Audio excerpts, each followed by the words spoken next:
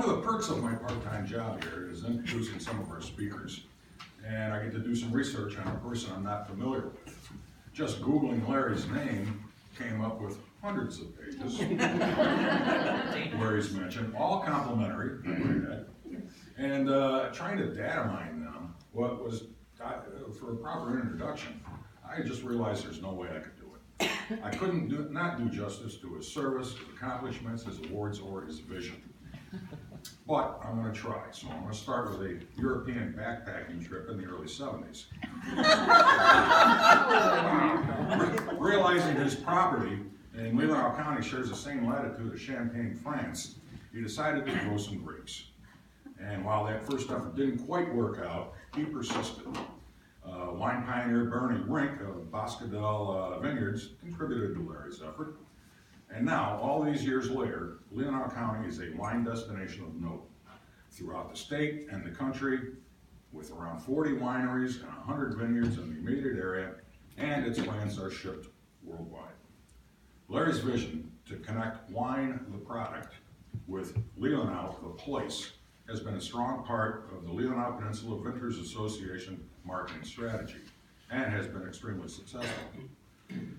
The Suttons Bay Leelanau County Rotary Club recently presented the Owen Bailey Award for Outstanding Community Service to Larry. He has served on the Bingham Township Planning Commission for 23 years, Board of Leelanau Conservancy for 18 years, and was president of the Village Council, Suttons Bay, for 8 years. He previously received the Environmentalist of the Year Award from the Northern Michigan Environmental Action Council. This is not a complete list by any means, and I'm not including the many awards his wines have received. But Larry's service and activism and business acumen must certainly spring from his core values. These include environmental integrity, respect for the planet and our properties, farming sustainably, social equity, and promoting a healthy and rewarding work environment for staff, and economic viability, to produce a high-quality, distinctive product at a value to customers and to deliver a high level of customer satisfaction consistently. But Larry's commitment to his business and the planet doesn't end there. Giving back has always been a part of the Mawby model. Through the Mawby Winery, he's also committed to our community. The Green Giving Program sets aside proceeds for some of our local nonprofits, and this year the candidates are the Tart Trails Group, the next chapter at Munson Medical Center, and their efforts to provide healthcare services that will help community members of all ages and at every stage of life. And the Food Rescue Program from Goodwill of Northern Michigan that collects soon to expire fresh, healthy food and distributes it to 48 food pantries, shelters, community meal sites the same day, all at no cost to those receiving. The contemplative side of Larry might be reflected by his writing. He has published a book called Winter Homes for the Season. Additionally, I remember reading a few months back in the depths of winter, a column Larry had in the Record Eagle called Forest Bathing, not just for summertime. and he absolutely nailed it with his definition of what many of us may do from time to time. There's also a whimsical side of Larry. I found an LTE, a letter to the editor that he'd submitted concerning the non-rules rule of snipe hunting. And how he always looks forward to the post-hunt breakfast of pan fried snipe with morale and fiddlehead ferns. Also the time he thumbed his nose at the Bureau of Alcohol, Tobacco, and Firearms and went through the lengthy process and applied for a wine label that was simply titled Sex. He just thought it'd be fun to do and was caught off guard when it was officially approved. I could go on, but I think you get the picture. So please join me in welcoming the Fizzmaster extraordinaire, Northern Michigan's King of Bubbly, our very own guru of the grape, and the maestro of mobbiness, Larry Mawby.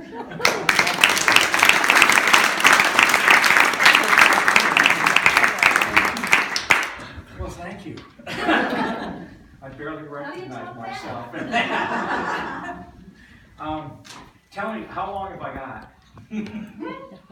That's why I only kept it to 2 pages. So you Okay. have all the time in the I world. mean, seriously, we can talk about climate change and agriculture for hours and hours and hours. If I go for. If you do 25 minutes, that would be great. Okay, well, we'll plan on 15 minutes or so of discourse and then conversation.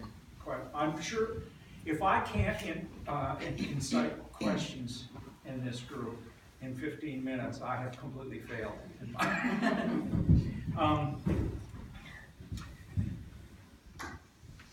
Climate change. We know it's real. We know it's happening.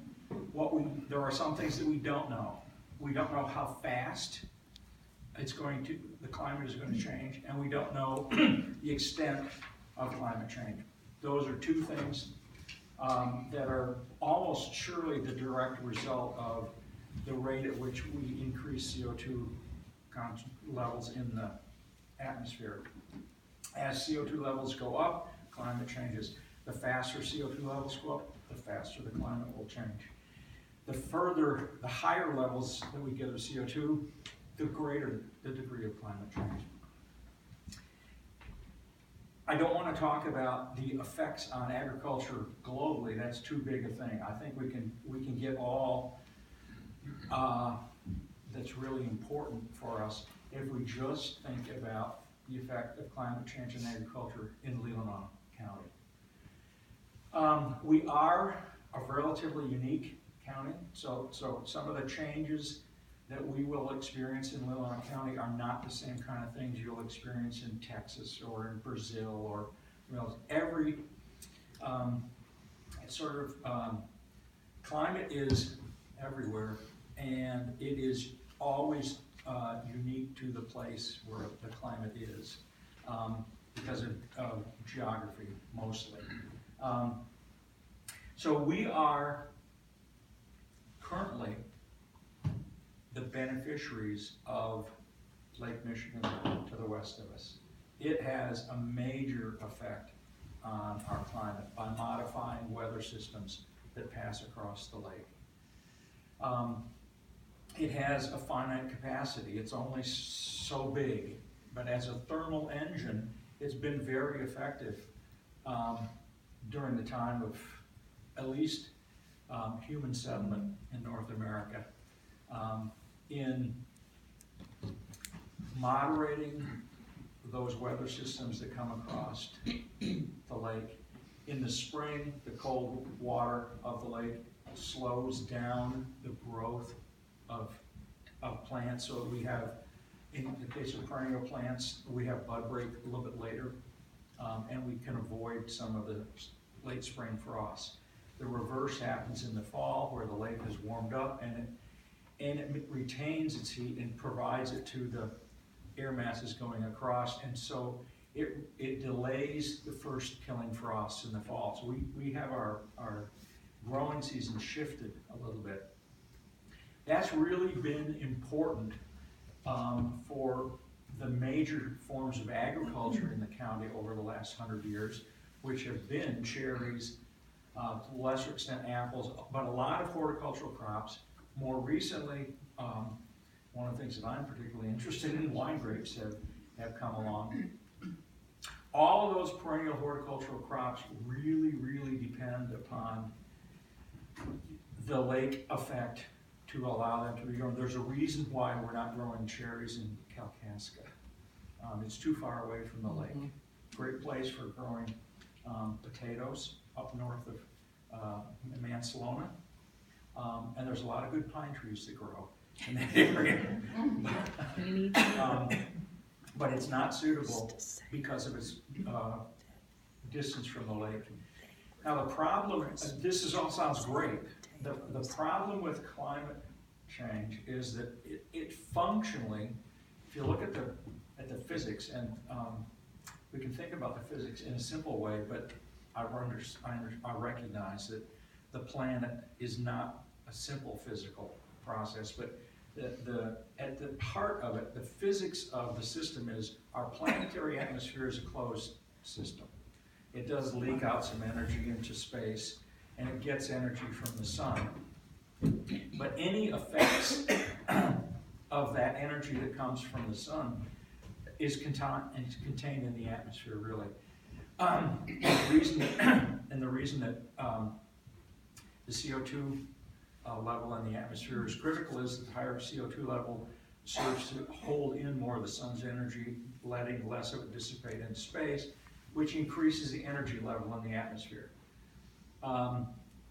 It's called global warming because we are generally thinking about that energy as heat energy. The fact is, it is heat energy, but whenever you have a closed fluid system that has higher levels of energy, you get increasing levels of disturbance in that. The physical processes go to higher extremes of temperature, they go to lower extremes of temperature than with lower levels of energy. They move more rapidly.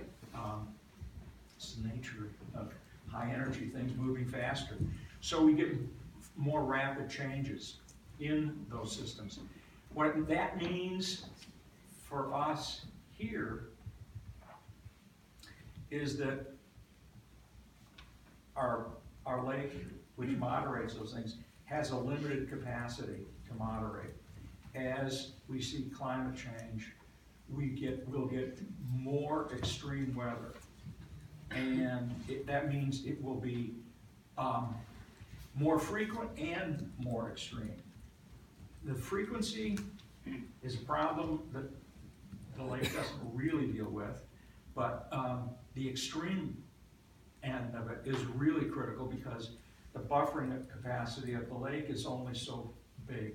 As we get, and we've seen this in the last couple decades, and we'll see significantly more of this over the next several hundred years.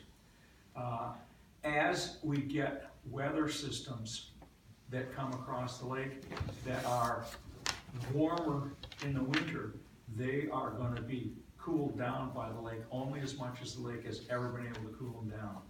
That means that we're going to have periods of time in the winter when it's going to be much warmer than it typically has been. That's really, really bad for perennial crops. We lost the entire cherry crop in 2012 because of a very bizarre warm stretch in February and March.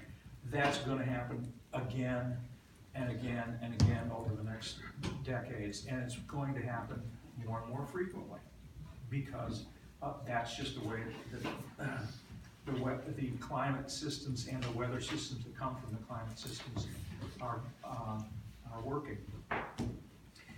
The challenge for us about the extremity of those changes, both heat and cold at various times of the year, including more rainfall, less rainfall. We're going to see droughtier droughts, wetter wet times. We know from almost all, I think every of the 90-some climate models that are currently being worked on, the 70-some of them all say that by 2050, which is not very far from now, by the way, our growing season climate in Leelanau is going to be much more like what Missouri is now. It's going to be warmer, more humid. That's not good for us. Humidity means that favors disease organisms, and we'll have more disease pressure on any horticultural crops, even 30 years from now, let alone, I have no idea, 100 years from now, where we're going. Well, we know which direction we're going. So there's the extreme problem. There's a frequency problem. If we have, let's continue to think about the winter. For horticultural crops, we really depend upon what we call winter hardiness, as the tree or vine stops growing in the late fall, goes dormant. The tissues are, plant tissues are at that point as tolerant of winter cold as they can be. And they will stay that way for several weeks or months as long as the weather stays cold. When we get a warm up, they begin to lose their cold hardiness, and then if we get cold again, they could be damaged. And if we get frequent cycles, it really confuses the biology of the plant, and it becomes less and less winter hardy every time it warms up. Which means that if you have 5 of these cycles over the course of the winter, by the end of March, it's so out of dormancy that it could be hurt by cold temperatures that are not as, don't need to be as cold as they would have otherwise. So there's those things. That's a huge concern to us. As horticulturists, what we can attempt to do with that is find new cultivars, new varieties that are more disease resistant to help us combat the increased levels of humidity in the summer. Things that are more winter hardy, that will tolerate more of these changes. There's a lot of different things that we can do. But think about the timing. That how fast this happens is really a conundrum for growers. As a viticulturalist, I would like to be able to plant a grapevine this spring that will grow well and be productive. By the time it's 7 years old, it should be fully productive. And we would like it to be healthy and productive for 40 or 50 years. Well, I can't tell you exactly what the climate's going to be 40 years from now. How fast is this change going to happen?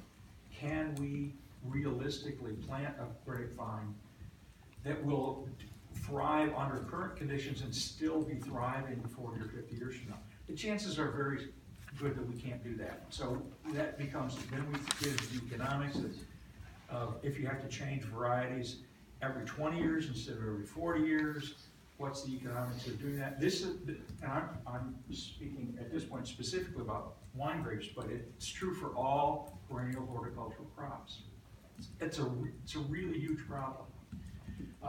We have no idea at this point whether we have a pretty good idea that Montmorency, which is the overwhelmingly dominant tart cherry variety grown in Leelanau County, probably is not going to be suitable in 50 years.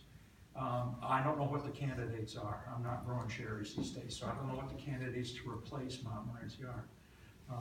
But it's going to result in climate change is going to result in a fundamental change in the kind of agriculture that we can do in this county. None of it's good, as far as I can see. I've seen nothing beneficial about climate change. And just for a minute or two, let's talk about the other kinds of perennial crops, trees, and other, we're a heavily forested area. The dominant species in our forests, whether they're our backyard forests or the national lakeshore or state or commercial forests, are becoming less and less viable. As our climate shifts, those species that did really well here 100 years ago aren't doing so well. We're seeing, we're going to see a natural succession, which takes a long time and may not operate fast enough for the pace of this climate change. This is not the pace of climate change that we're seeing now and we're likely to see in the next few decades is unprecedented. And when we've had the kind of changes in climate that have, I shouldn't say it's unprecedented, it's happened before with catastrophic events, but that usually results in whole-scale loss of biological life on the planet and a major change in the life forms that survive, which we probably don't want to have happen.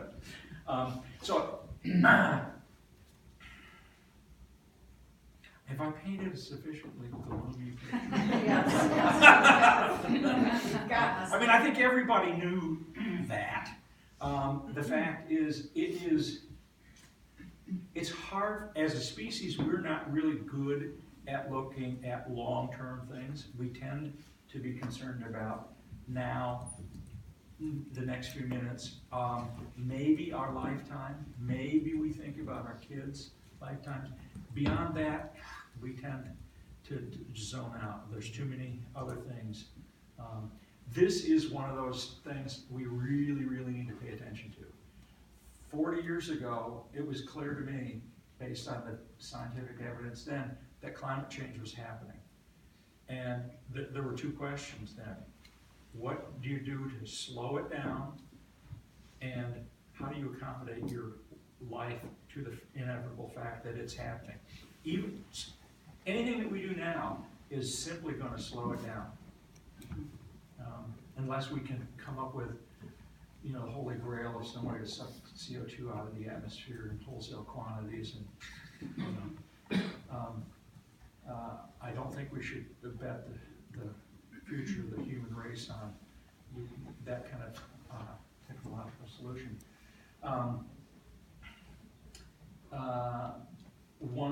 One big concern that I have about our forests is that they are a major carbon sink.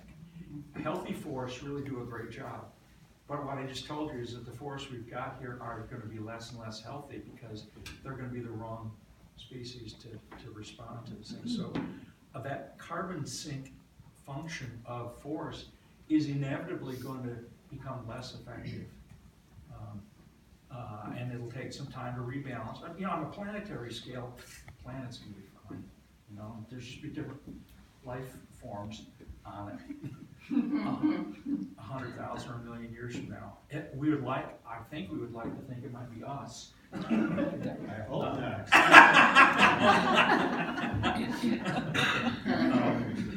Something a little better. Something better. Yeah. Oh yeah, that's always a possibility. People better vote the next election. Yeah. So I haven't even paid attention to how long I've been talking, but it's not been that terribly long. I would love to have. Some questions. Okay. It seems to me that when you look at climate change deniers, that they tend to think of climate change as something that is backed by scientists who are looking for grant money and pointy-headed liberal, whatever. And the notion of Midwestern farmers recognizing climate change, the effects of it and where it comes from and all that sort of stuff and dealing with it, is something that could be extremely powerful in getting other folks to say, hey, wait a minute, maybe this is. So is there some sort of locally a coalition of farmers who are interested in things like talking to Jack Bergman and other people? Is there some way you could leverage, or is it already being done, the collective voice of people who, climate change deniers who hate elites and all that, might actually pay attention to? I don't know whether the Citizens Climate Lobby qualifies as that kind of force, because it's made up of all kinds of people. Yeah. It's not really focused on agriculture, if that's what you're suggesting that it should be. But I think that the actions of the Citizens Climate Lobby have been effective and can continue to be effective. Speaking to the choir, you guys know who the Citizens Climate Lobby. Oh yeah. Great. So I mean, there is that. It would be really nice. There's that House Bill 763, I think. The carbon fee and dividend. Yeah. There's a fancier title for it. Energy Innovation Yeah. and Carbon Fee and Dividend Act. Right, which is bipartisan, and the Citizens Climate Lobby wants to get pairs of legislators. Co-sponsors, right? Co-sponsors, so they would love to get Bergman, and he joined the Citizens Climate Lobby's instigation a year or two ago. He joined with they have a bipartisan climate lobby. And he joined with some representative, I don't remember the name, from Florida, I think. She's a Democrat, he's a Republican. They would like to get those kind of pairs of folks to co-sponsor that bill. It hasn't been, it was introduced last time, it hasn't been reintroduced yet in the Senate, mainly because the two senators who are most supportive of it in the Senate aren't in the Senate anymore. There they go. And so, I think in terms of strategy, my personal opinion is that to get Debbie Stabenow to pair up with a Republican somewhere to co-sponsor is probably more productive, I think, than asking Senator Peters to do that, because he's up for re-election this next year. And whether his people will perceive that as a good or bad thing, I really don't know. When we talked to him at the fundraiser we had, he was clearly supportive of the concept, but he skillfully avoided declaring himself ready to support that particular piece of legislation. There is other legislation too that could do. It is 763, House Bill. 763 is the House bill. Yeah. HR 763. Yeah. So I rambled and I don't think I really answered. Oh, sort of. You know, there are things. The answer is no. I'm disconnected enough from the farming community, the real farming community, like Farm Bureau and those things. I have no idea what their organizationally, whether they've taken any positions at all organizationally. They certainly should. How about the Against their own best Excuse me? How about your vintners group, your wine growers group? No. You mean? For working together on climate. I mean, are they all in your? No. They're not. No. How do you? I mean, no, but yeah. Yeah. How do you explain farmers of all kinds voting against their own best interest in regard to climate change? How do you explain that? Or do you? Well, I don't know if I can explain human nature That's right. to your satisfaction. I just want to speak to this, how do you explain climate change? I think the two phrases battle each other, global warming and climate change. And when people hear of global warming, I'm from rural West Kentucky, and I get people calling me or on Facebook going, well, you had 154 inches of snow this year. What about global warming? Yes, that's a very red state, as we all know. So I think those terms may be interchangeable to us, but they're not interchangeable. When you say global warming and you're cold, you go, huh? What are they talking about? And I also, just one other thing on this, I think that people don't see climate versus weather. Oh, Two really good points. I mean, I don't know how long ago it was that we talked about global warming, but that's been seriously discouraged. That terminology is climate change. Now, don't talk about global warming. Yeah. Because the fact is, the atmosphere is warming, but that sends the wrong message. People get very confused about that. And yes, most people don't understand the difference between climate and weather. That's a huge problem. There's so many elements. Scientific literacy, basically, amongst our species is not very high.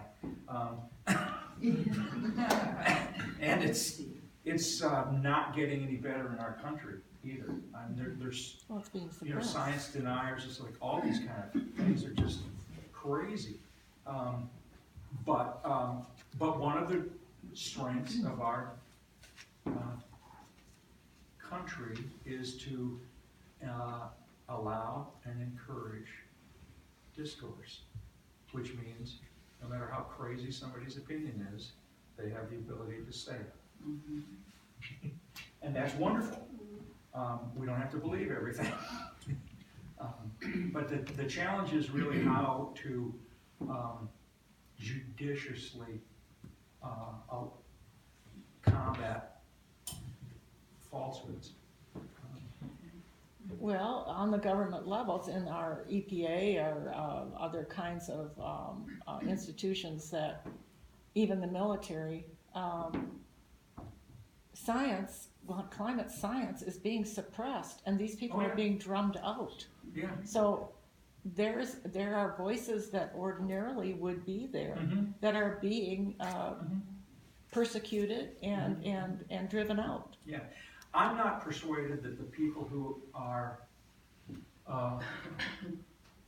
opposed to the notion of climate change are so intellectually honest that they think that there's some bad science there. I think that they're just selfish and short-sighted, and that for their own self-interest and the self-interest of maybe they perceive their kids, it'll be fine.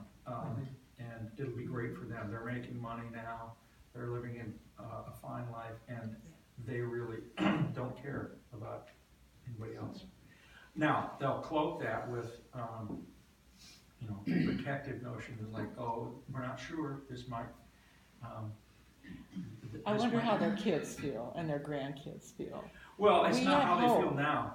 The problem is it's how they're gonna feel 50 or 100 years from now, It's when too late. the reality is staring them in the face.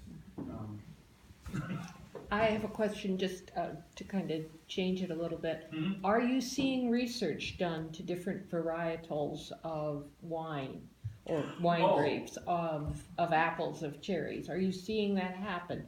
Or do we Yes. need to encourage that happen? No, that's happening, but it's conventional horticultural crop breeding is a slow process. Yes.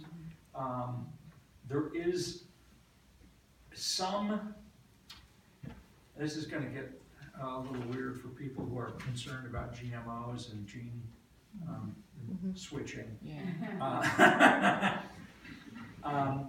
Conventional breeding is the way that things have happened. But that's a decades-long process. I mean, the Yes. currently hot new varieties that we're thinking about, I went to, was it 3 years ago? I went with a group of people to Germany in September to look at varieties that were actively being bred and grown in Germany. They were a small fraction of the German viticultural scene. They were the new cutting edge things. Almost all that breeding was done in the 60s and 70s. It takes that long. And those varieties are not available to us in the US. They have to go through a 3-year plant quarantine. So we're hoping that by next year, the year after, we'll be able to try some of those 50-year-old varieties here to see. So, I mean, if the pace of change is so great that we can't deal with the change with conventional breeding techniques, there's going to be a huge impetus to let's do some gene work. We can make changes more rapidly with CRISPR. I'm not sure. I'm not advocating it. I'm not saying it's real. It's there.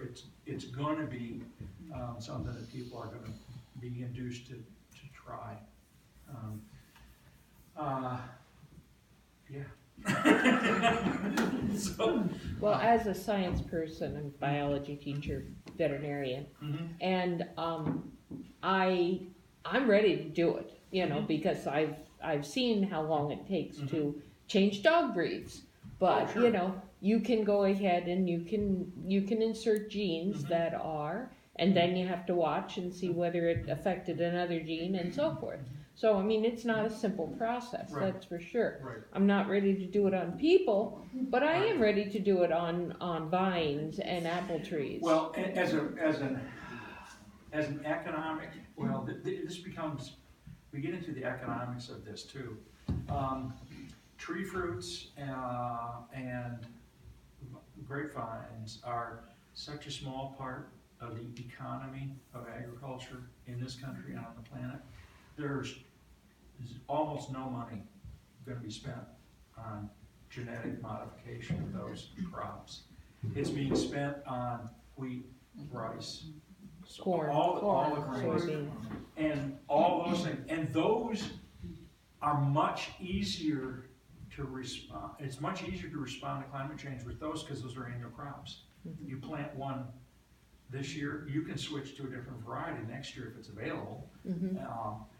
That's the huge challenge that we have. That you want to put a cherry tree in the ground, you want it to be thriving for 25 years. Next spring, you could get another variety maybe, but what do you do with it? You've already planted an orchard that's going to be there for 25 years. So the way that we respond to climate change with annual crops and perennial crops is completely different. There's bananas is a great example. It's dominated by Cavendish, and there's this huge problem with Cavendish. It's probably it looks like it may not survive another decade, and then there won't, from our perspective, there won't be bananas all of a sudden. There are hundreds of other banana species, but 90-some% of all the cultivated bananas on the planet are one variety. Just a story. I was in the Peace Corps in South Africa. There are so many different kinds of pineapples you wouldn't believe. But any of us, how many have you seen? You've seen one. Yeah, sure. The Hawaiian pineapple, that's it. Yeah. And there's so many different ones. Yeah, the genetic diversity on the planet is rich. We're killing it off at an alarming rate, but it's still very rich.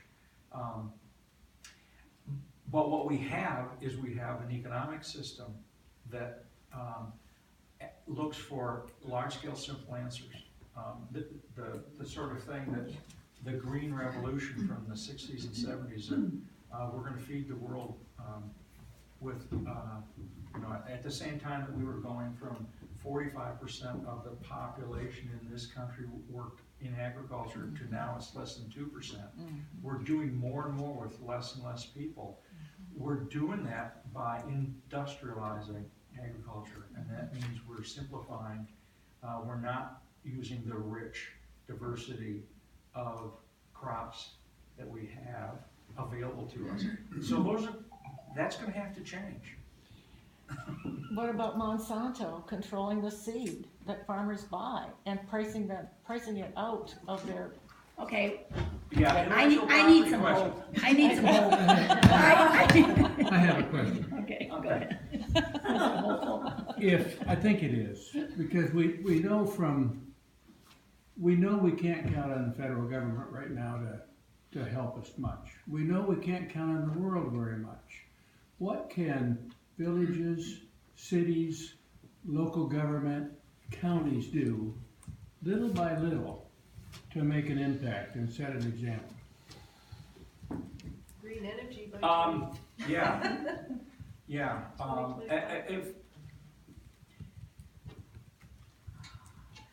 Think about it this way. And I haven't thought this through because this is a new response to a new question.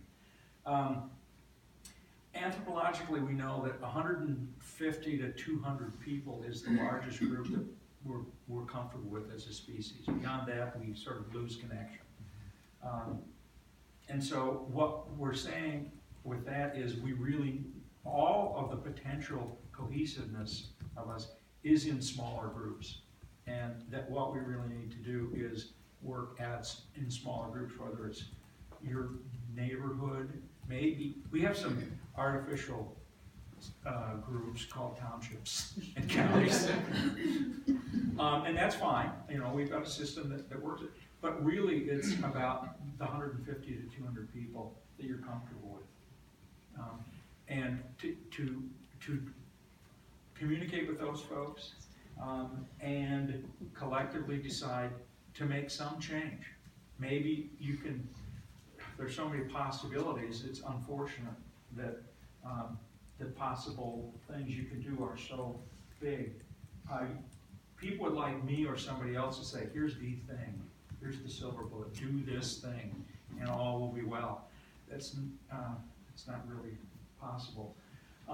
But doing solar energy, doing wind energy, doing a community, doing it individually, doing it with your business, doing it in a community way, those are things that will positively impact the carbon loading of the atmosphere. They're gonna lower what you're putting in.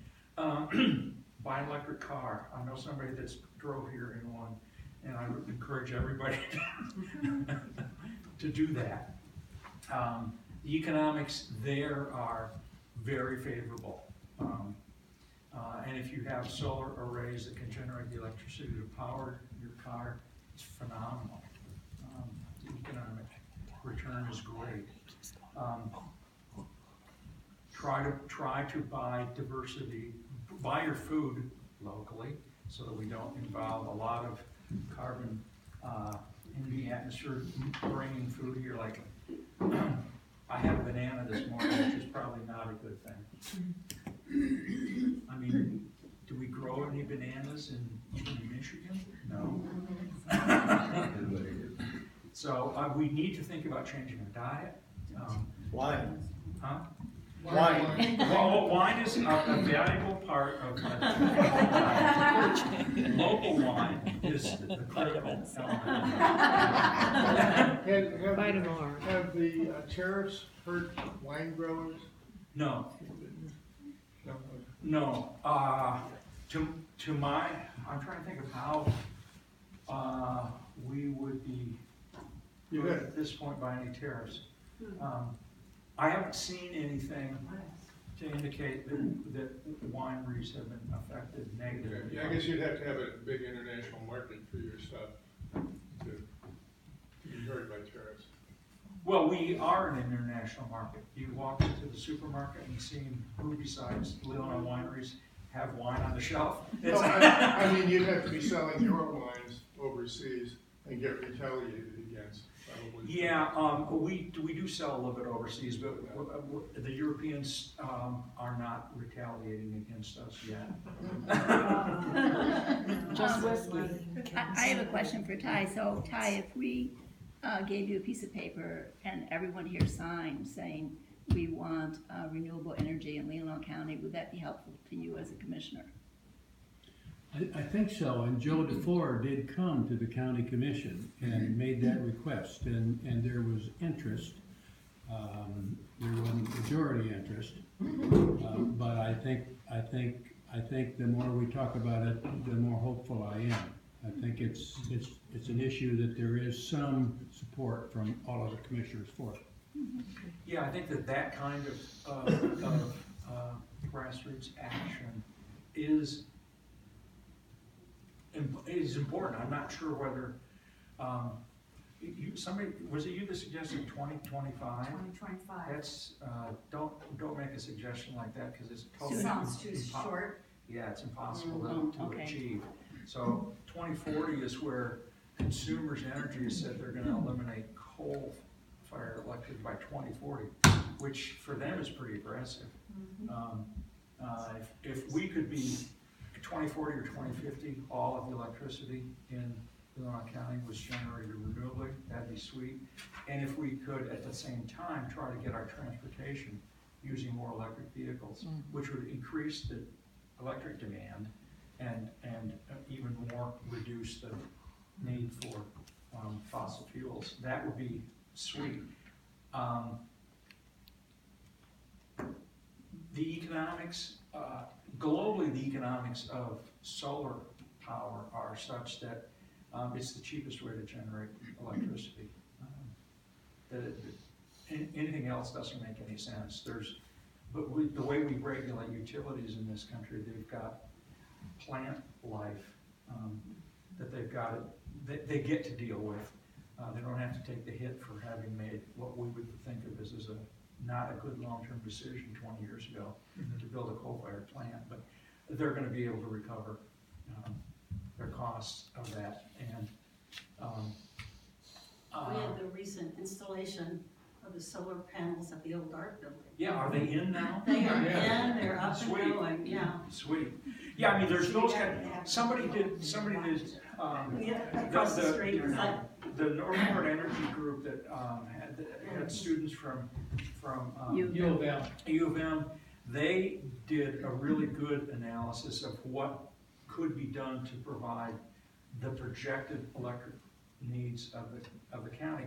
It's not much land. It's not much land at all.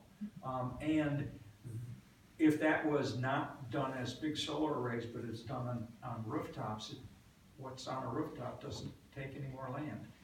Yeah. It may not be quite as efficient, but we got plenty. If we covered the roofs in the county with solar, we would overgenerate what we need. Yeah. I know they're working on replacing the roof on the jail, which is flat. Why couldn't we put solar arrays on there? Why not? There's no practical reason. There is a political I just thought reason. I'd throw it out. I think it's great. Yep. No, there's a lot of places where we could do solar. Wind is, geez, we're getting off track of climate change a little bit, but it's okay. Wind and solar pair up really nicely because for sure in this part of the world, the time of year when solar is most effective is the time when wind is least. And the reverse is true. Wind is very effective when solar is not, both at night and in the winter. And so a balance of those two things would be really, really good. We have significant cultural ill feelings towards wind, which are a mistake in my opinion, but that's still an impediment. Well, I mean, the sound of them does, but you, No, but I. you're, I know. Okay. No, I mean, even the concern, we are a migratory bird flyway, and one of the ecological concerns was whether wind towers have a really negative impact on migrating birds. That wasn't a concern 4 years ago. It got really a big concern over the last years, and now the research that I'm aware of indicates that the negative effects are much, much less than what was thought even a decade ago. So, And it seems crazy to save the birds to kill the planet. Yeah, right. well, if we kill the planet, we're not going to save the birds. That's right. I think that's pretty easily solved, it's just you don't run the wind farms during migrating season.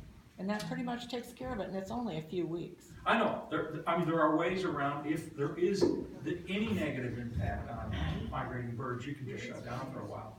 Yeah. So. Yeah, I'd like to respond to Ty's question for a minute and then get back to your piece. Ty, one of the things we need to do is protect public lands from being overly exploited. If we have open land or forested land, we ought to protect it and not peddle it off. That's the first thing. And then years ago, in another life, I was close to the establishment of the National Climate Dynamics Research Program. And the telling issue was, in fact, economic. What happened is some Air Force climatologists got to the Nixon administration and said, hey, look at what has happened because of El Nino, which had just been discovered, and it's coupling with effects in the northern hemisphere, both in Europe and in the United States. At that time, as much as we may deplore Richard Nixon and all his friends, the fact is that that administration felt very protective of the economy. And we have an anomaly now in which showmanship has been substituted for a serious look at the economy, and we ought to be holding our public officials at the federal level to this standard of, hey, look at what affects the economy, look at the long-term prospects, and take it seriously. That was a telling argument in the Nixon days. It isn't right now. Right. Well, thank you. That brings to mind one thing that I didn't talk about with climate change, because this is not agricultural, sort of agricultural, but it's more about the threat to the resource.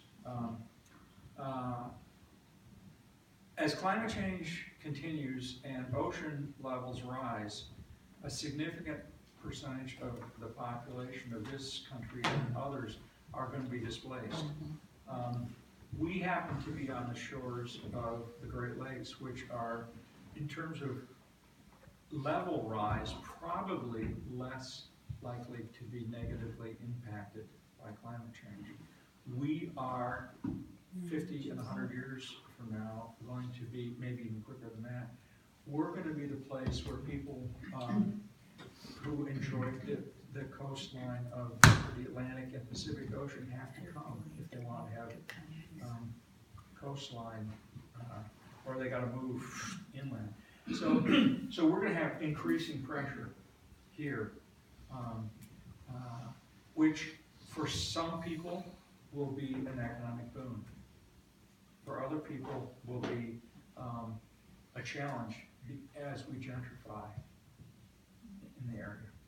And so there's, which way is that going to go? All I can say is I'm confident there's going to be increasing pressure on the part of folks with money to spend to buy lakeshore property. But by then we'll be able to grow bananas here. No,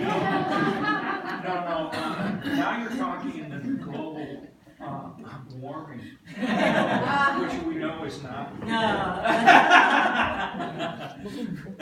Yeah, we really like to thank you. Thank you so much. I want to say one quick thing. Oh, sorry. I want to say one quick thing. One of the reasons that we invited you here is I was talking with my grandson downstate last weekend, and I asked him, he's 11, and I asked him what he might want to be when he grows up, and he says, well, I love plants and animals, so I might start an organization for them. He already has started a organic popsicle that he gives money to Rebecca Lassard. He started that when he was 8. But so he said that, and I said, well, you might want to work with climate change then, you know, and his eyes got all red, and he said, Grandma, you know, in 20 years, 50% of life on the planet will be extinct. Oh. And I thought, you know, we really have to take this so much more seriously. Oh, yes. Right. It's just, yeah. Anyway, thank you. Yeah, thank you so much. So I wrote down just a couple of things that we can do, you know, because like Larry said, a lot of this is a downer, but there are things that we can do. And there's things that we can do now. So if you have a yard, it's springtime, make a plan to plant some trees. Get that carbon sink going. And make them diverse. Don't plant jack pines. Support the Citizens Climate Lobby and House Bill 763. That's a very important thing that each one of us can do. We can call Jack Bergman. If you don't like to call and talk to the staff, call after hours and leave a message. You know, the one thing that I hear from politicians over and over again is we like to hear from our constituents. We don't hear enough from you guys. These are things that you can do.